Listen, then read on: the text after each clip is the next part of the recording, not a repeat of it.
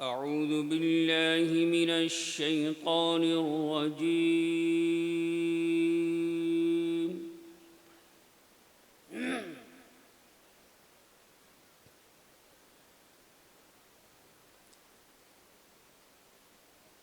बिस्मिल्लाहिर रहमानिर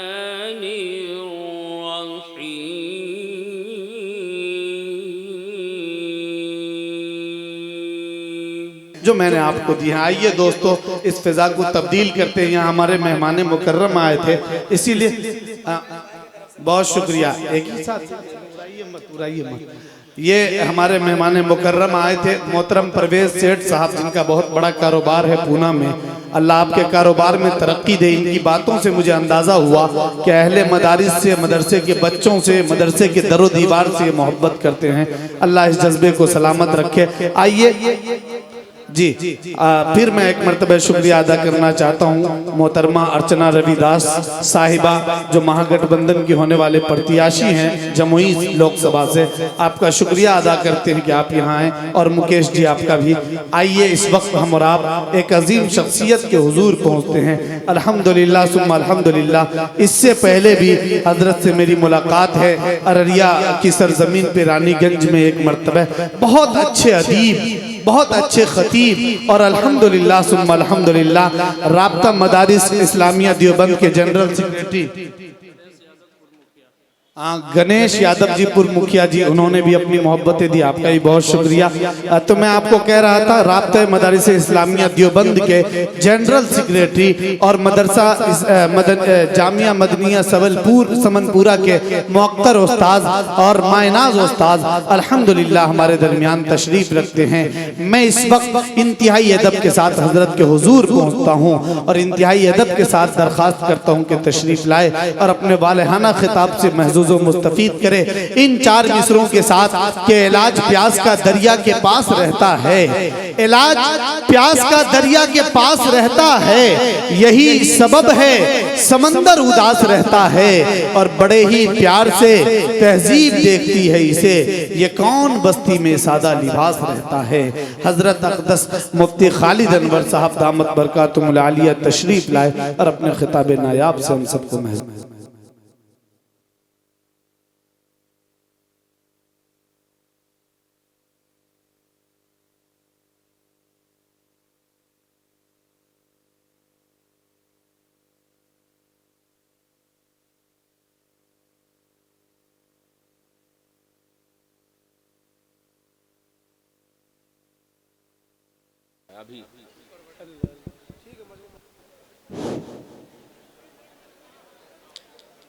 बिस्मिल्लाहिर्रहमानिर्रहीम।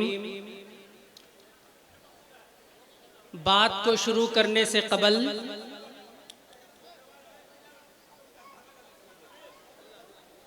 आप हजरात से गुजारिश है कि बिल्कुल ध्यान पूर्वक हो जाइए, शांति का सबूत पेश कीजिए। आप में से कितने लोग हैं जिनकी शादी हो गई? थोड़ा हाथ उठाइएगा। जिनकी शादी हो गई है, माशाअल्लाह। अच्छा, इसमें बहुत से वो लोग भी हैं जिनकी शादी नहीं हुई है, वो लोग भी हैं। मगर जिनकी शादी हो गई है वो भी, और जिनकी शादी नहीं हुई है वो भी, बारात में तो गए हैं ना, सब लोग बारात में गए हैं, निकाह की मजलिस में शरीक हुए हैं अल्हम्दुलिल्लाह। निकाह की मजलिस में निकाह होने के वक्त जब काजी साहब कबूल कराते हैं, लड़का और लड़की से ईजाब व कबूल होता है, उस वक्त काजी साहब एक खुतबा पढ़ते हैं। क्या पढ़ते हैं? एक थोड़ा सा लगे कि आप लोगों को समझ में आ रहा है, नहीं सुनते हैं? काजी साहब खुतबा पढ़ते हैं। उस खुतबे में 3 आयतें पढ़ी जाती है। नबी करीम सरकार दो जहां सल्लल्लाहु अलैहि वसल्लम के जमाने में भी वही 3 आयतें पढ़ी जाती थी। आप सल्लल्लाहु अलैहि वसल्लम के बाद हजरत साहबे किराम का दौर आया, उस वक्त भी वही 3 आयतें पढ़ी गई। उसके बाद का दौर आया उलमाए किराम का, ताबईन का, बुजुर्गाने दीन का, उस वक्त भी पढ़ी गई और आज भी निकाह के मौके पर वही 3 आयतें पढ़ी जाती है। वो 3 आयतें क्या है? आमतौर पर शोरगुल का माहौल होता है निकाह की मजलिसों में, समझ में नहीं आता कि उस वक्त क्या कहा जा रहा है। उस वक्त सबसे पहली आयत है या अय्युहन्नासु तक़ू रब्बकुमुल्लज़ी खलक़कुम मिन नफ्सिन वाहिदा। एक दूसरी आयत या अय्युहल्लज़ीना आमनुत्तक़ुल्लाह हक़्क़ तुक़ाती वला तमूतुन्ना इल्ला व अंतुम मुस्लिमून। एक तीसरी आयत या अय्युहल्लज़ीना आमनुत्तक़ुल्लाह वक़ूलू क़ौलन सदीदा।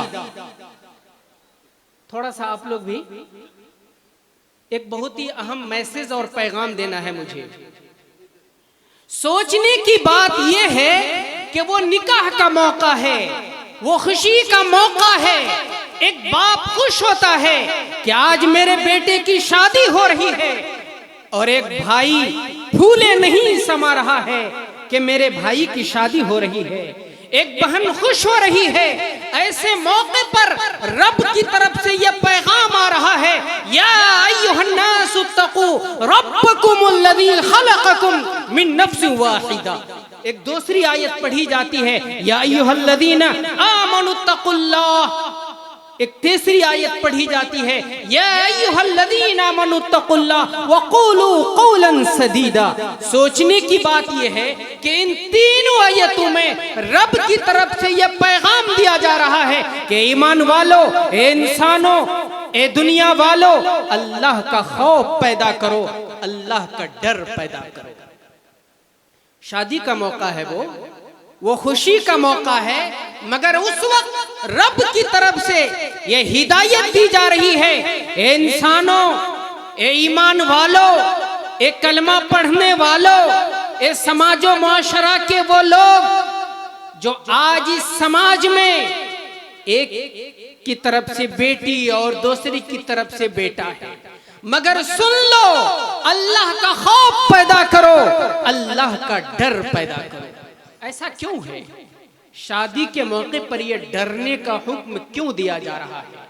याद रखिए, नबी करीम सरकारे दो जहां सल्लल्लाहु अलैहि वसल्लम की आमद से कबल सरजमीने अरब में बेटियां जिंदा दरगोर कर दी जाती थी। एक माँ जब बच्चा पैदा होने के करीब होती, अगर उसको गड्ढे के करीब लाया जाता, बेटा होता घर लाया जाता, बेटी होती गड्ढे में ढकेल दिया जाता। ये मैं नहीं कह रहा हूँ, खुद कुरान ये कहता है व इज़ा बुश्शिरा अहदुहुम बिल उन्सा ज़ल्ला वजहुहु मुस्वद्दन व हुवा कज़ीम। सूरत हाल ऐसी थी कि जब किसी को बेटी की खुशखबरी सुनाई जाती, समाजो मुआशरा में किसी के घर बेटी पैदा होती और उसको कहा जाता कि तेरे घर में बेटी पैदा हुई है, शर्म के मारे उसका चेहरा काला हो जाता था। समाजो मुआशरा से वो छुपा छुपा फिरता था कि लोग ये न कह दें कि मेरे घर में बेटी पैदा हुई है, इसलिए अपने समाज से, अपने मुआशरे से कटा कटा फिरता था कि कहीं मजलिस में जाए लोग ये न कह दें कि तेरे घर में बेटी पैदा हुई, इसलिए अपने समाज से कटा कटा रहता था।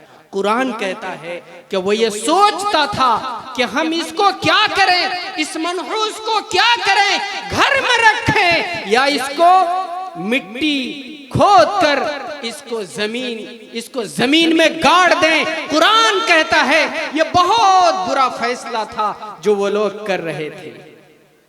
एक नहीं, हजारों वाकयात ऐसे हैं कि बेटियां पैदा हुई और उसको कहा गया कि चलो हम तुम्हें तुम्हारे नानी के घर लेकर चलते हैं।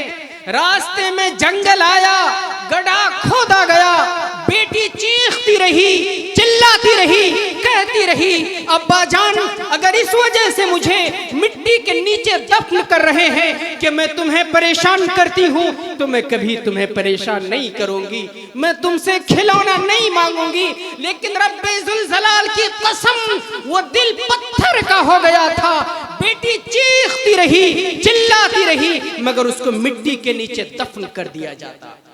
इसीलिए कुरान करीम कहता है कि सूरत हाल ऐसी हो गई थी कि अगर समाज और मुआशरा में किसी को ये कह दिया जाए कि तुम्हारे घर बेटी पैदा हुई, तो उसका चेहरा काला हो जाता था। ज़ल्ल वजहुहु मुस्वद्दन व हुवा कज़ीम, उसका चेहरा काला हो जाता था। समाज और मुआशरा से वो छुपा छुपा फिरता था। लोग ये न कह दें कि तेरे घर में बेटी पैदा हुई। अल्लाह के रसूल आए, ताजदारे बथा आए, इमामुल अंबिया आए, सल्लल्लाहु अलैहि वसल्लम आए, रहमत की बारिश बरसी। कुरान करीम ने ऐलान किया, वमा अरसलनाका इल्ला रहमतल लिल आलमीन, के नबी मैंने सारे आलम के लिए रहमत बना करके भेजा है। बेटी के लिए भी रहमत बन करके आए। कौन? ताजदारे बथा इमामुल अंबिया सल्लल्लाहु अलैहि वसल्लम।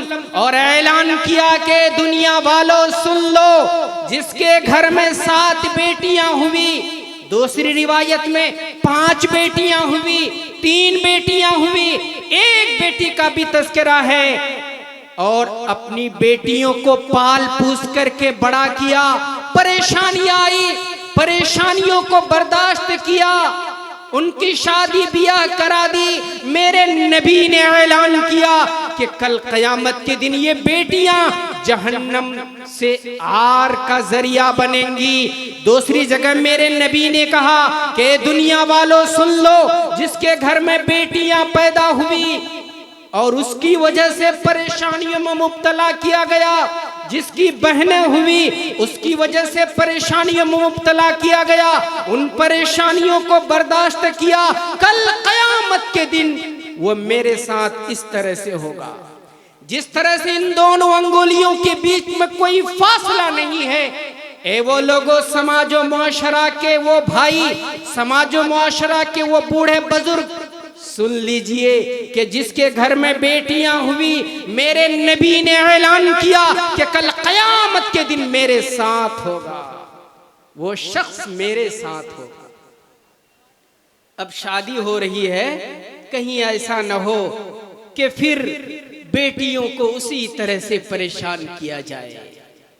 इसलिए मेरे नबी ने हज्जतुल विदा के मौके पर ऐलान किया कि दुनिया वालों सुन लो, औरतों के बारे में अल्लाह से डरो, औरतों के बारे में अल्लाह से डरो। इसलिए शादी के मौके पर रब की तरफ से यह पैगाम आ रहा है कि दुनिया वालों, ए नबी की मोहब्बत का ऐलान करने वालों, ए मोहम्मद की मोहब्बत का ऐलान करने वालों, अल्लाह का खौफ पैदा करो, अल्लाह का डर पैदा करो। आज क्या हो रहा है? शादी के मौके पर अल्लाह का डर कितना है, अल्लाह का खौफ कितना है। शादी से पहले जब मंगनी होती है, शादी की तारीख तय होती है, उस वक्त लड़की वाले से लड़का वाले सबसे पहला जो सवाल होता है, देने के लिए कुछ है या नहीं है। अल्लाह के रसूल प्यारे नबी ताजदार बथा बैठे हुए हैं, एक औरत आती है, ये बुखारी शरीफ की हदीस है। अल्लाह के रसूल बैठे हुए हैं, एक औरत आती है और कहती है, ए हुजूर मैं आपसे शादी करना चाहती हूँ। अल्लाह के रसूल प्यारे नबी चुप हैं। वो औरत फिर कहती है, हुजूर शादी करना चाहती हूँ। अल्लाह के रसूल चुप हैं। फिर कहती है, अल्लाह के रसूल मैं आपसे शादी करना चाहती हूँ। मेरे नबी चुप हैं। एक नौजवान सहाबी खड़े हो जाते हैं, ए अल्लाह के रसूल आपको जरूरत नहीं है, हमको जरूरत है, मेरी शादी करा दीजिए, मुझसे निकाह करा दीजिए। मेरे नबी ताजदार बथा इमामुल अंबिया सल्लल्लाहु अलैहि वसल्लम उस नौजवान सहाबी से पूछते हैं, देने के लिए कुछ है? सोचने की बात है। अल्लाह के रसूल प्यारे नबी उस औरत से नहीं पूछते हैं देने के लिए कुछ है, उसके माँ बाप से नहीं पूछा जाता है देने के लिए कुछ है, उसके खानदान से नहीं पूछा जाता है देने के लिए कुछ है, उस समाज और मुआशरा से नहीं पूछा जाता है देने के लिए कुछ है, उस नौजवान सहाबी से पूछा जाता है देने के लिए कुछ है। शादी तो करना चाहते हो, महर देन के तौर पर पैसे हैं तुम्हारे पास? वो सहाबी कहता है कि हुजूर कुछ भी नहीं है। अल्लाह के रसूल प्यारे नबी ताजदार बथा इमाम अल-अंबिया सल्लल्लाहु अलैहि वसल्लम उस नौजवान सहाबी से कहते हैं कि घर जाओ। वो साहबे रसूल घर जाते हैं, वापस आते हैं, ए हुजूर देने के लिए कुछ भी नहीं है, घर में कुछ भी नहीं मिला। मेरे नबी कहते हैं कि फिर जाओ देखो कुछ भी मिल जाए। वो साहबे रसूल वापस आते हैं, ए हुजूर कुछ भी नहीं मिला है। फिर वो साहबे रसूल जाते हैं, एक लुंगी मिलती है, तहबंद मिलती है, हुजूर की खिदमत में आते हैं, ए नबी ये तहबंद मौजूद है मगर आधी दूंगा, पूरी नहीं दे सकता। अल्लाह के रसूल प्यारे नबी ताजदार बथा इमाम अल-अंबिया सल्लल्लाहु अलैहि वसल्लम कहते हैं कि सुनो, आधी से काम नहीं चलेगा, पूरी दोगे तब। वो साहब रसूल कहते हैं कि यही हमारे पास कुल सरमाया है, मेरे पास कुछ भी नहीं है, पूरी नहीं दे सकता। मेरे नबी कहते हैं कि अब तो शादी भी नहीं हो सकती। वो साहब रसूल जाने लगते हैं। अल्लाह के रसूल प्यारे नबी ताजदार बथा इमाम अल-अंबिया सल्लल्लाहु अलैहि वसल्लम उस सहाबी रसूल को जब देखते हैं कि वो वापस जाता है, बुलाते हैं, इधर आ जाइए, और कहते हैं कि सुनो, कुरान करीम की कुछ आयतें याद है, कुछ सूरतें याद है। वो सहाबी रसूल कहते हैं कि जी हाँ, कुरान करीम की फुला फुला सूरतें याद है। अल्लाह के रसूल प्यारे नबी ताजदार बथा इमाम अल-अंबिया सल्लल्लाहु अलैहि वसल्लम कहते हैं कि महर के बदले में कुरान करीम की फुला फुला सूरत है, तुम याद करा दो, यही दैन महर होगा। वो औरत खड़ी हो जाती है और कहती है, ए अल्लाह के रसूल प्यारे नबी ताजदार बथा इमाम अल-अंबिया सल्लल्लाहु अलैहि वसल्लम, उस औरत से ज्यादा खुश नसीब कौन सी औरत होगी कि जिसके दैन मोहर में कुरान करीम की आयत है।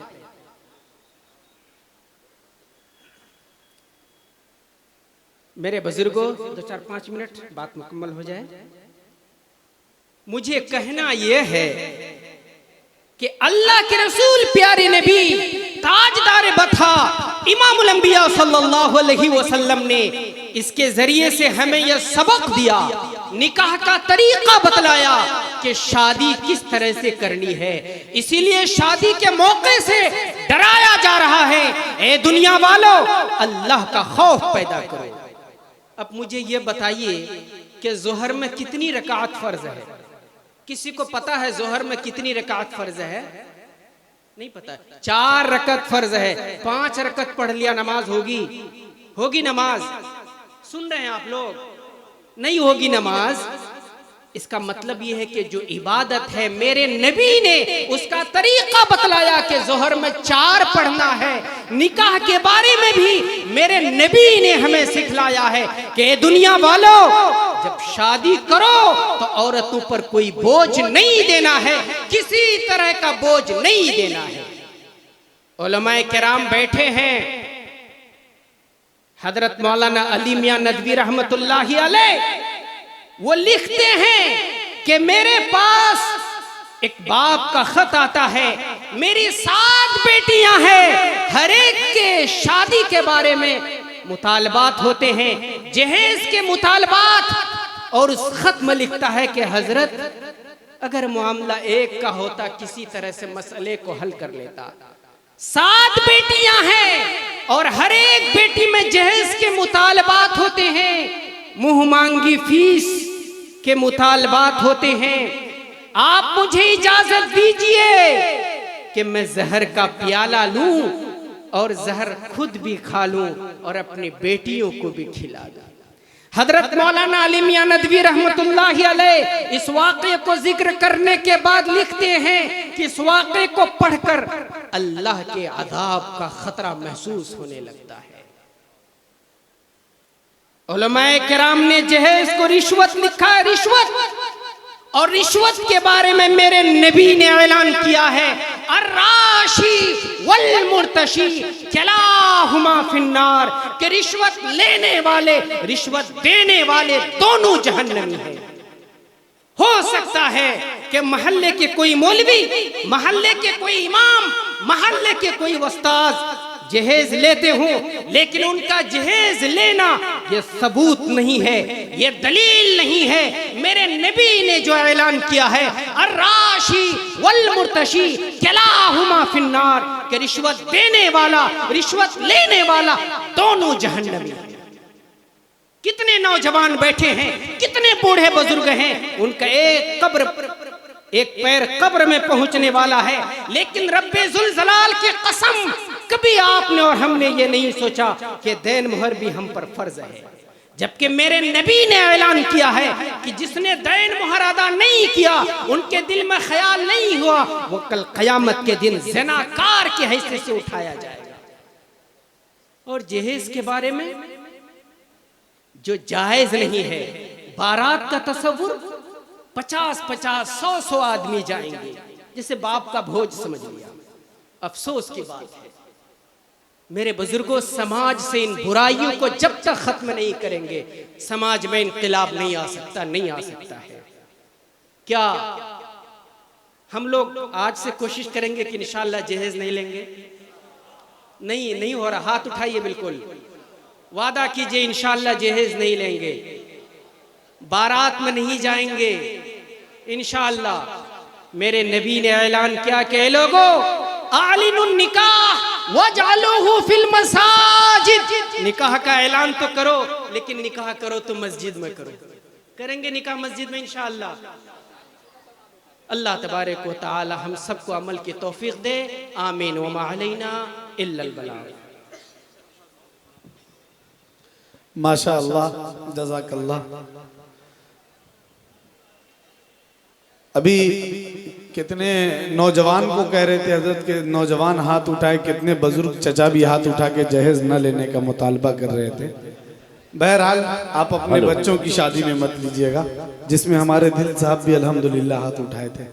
बहरहाल मोहतरम सामीन, बहुत खूबसूरत तकरीर हजरत की हो रही थी और मुझे 4 मिसरे याद आ रहे थे कि जो बेटी को मुसीबत बोलते हैं उसको समझा दो, जो बेटी को मुसीबत बोलते हैं उसको समझा दो। सहाबा अंबिया इसको खुदा का फजल कहते हैं। वाह। जो बेटी को मुसीबत बोलते हैं उसको समझा दो। सहाबा अंबिया इसको खुदा का फजल कहते हैं। और इन्हें ससुराल में मारो या माँ के पेट में मारो, इसे भी कत्ल कहते हैं, उसे भी कत्ल कहते हैं। वाह वाह वाह वाह, बेशक। ससुराल में मारो या माँ के पेट में मारो, इसे भी कत्ल कहते हैं, उसे भी कत्ल कहते हैं। इस वक्त एक और अजीम शख्सियत और सूबे बिहार के एक मुअक्कर आलिम दीन, जमीयत उलमा हिंद के वजीर मालियात बिहार हजरत मौलाना साबिर निज़ामी साहब दामत बरकातुहुल आलिया भी डाइज पर तशरीफ फरमा हैं। हजरत का इस्तकबाल और हजरत का शुक्रिया अदा करता हूँ कि आप बनफ्स नफीस यहाँ तशरीफ रखते हैं।